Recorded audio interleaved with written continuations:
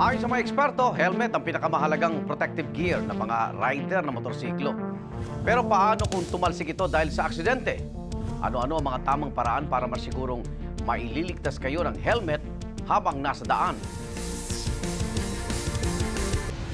2 hanggang 4 na disgrasya ang kinasasagutan ng motorsiklo sa barangay South Triangle, Quezon City kada linggo. Dito sa kanto ng Scout Borromeo at Mother Ignacia Avenue, pagmasdan ng motorsiklo, basdan din ang SUV. Pareho silang didiretso sa intersection. Ang resulta, sumalpok ang motorsiklo sa SUV. Ang helmet ng rider tumalsik. Pinilit niyang makatayo. Maya-maya pa, inalalayan ng mga tao at mga barangay tanod ang rider at itinabi ang kanyang motorsiklo. Idinaing ng rider ang pananakit ng kanyang balakang. Mabuti na lang at hindi napuruan ang kanyang ulo kahit tumalsik pa ang kanyang helmet. Dumating ang ambulansya ng barangay para dalhin siya sa ospital. Sa huli, nag-areglo naman ang 2 panig. Ayon kay Oliver Licop, National Chairman ng Heroes Alliance, isang non-government organization, tumatalsik ang helmet ng rider dahil hindi nakakabit ng maayos ang chin strap nito. Pag nagkaroon ng collision yan, yung impact niya, ma-absorb ng buong motor kasama ng rider. So pag na-absorb yan, yung sudden stop niya, yung helmet naman, since naka-loose siya, wala siyang chin strap, ay yan ay tatapot. Pag walang chin strap o sira ang chin strap, hindi natin masasabi na ang helmet mo ay safe.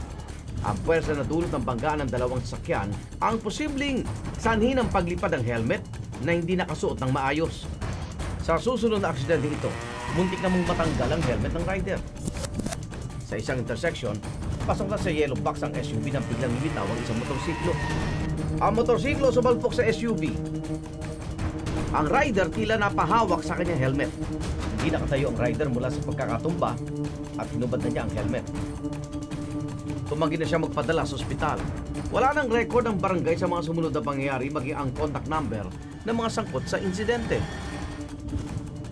Payo na eksperto sa mga rider, isa sa mga dapat tandaan kapag bumibili ng helmet ay kung ramdam ba ng mukha ang comfort liner ng helmet.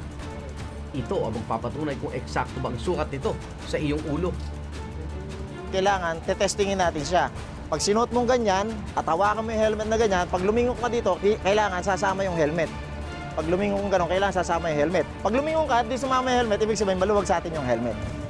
Samantalang meron namang mga rider na mapalad na hindi tumalsik ang helmet sa kabila ng lakas ng impact ng pagkakabangga. Sa kanto ng Scout Tuazon at Scout Borromeo, nag-overtake ang delivery boy na ito. Ang resulta, sumalpok ang motorsiklo sa SUV. Sa lakas ng pagbangga, tumilapon ang rider. Nawasak din ang delivery box ng kanyang motorsiklo.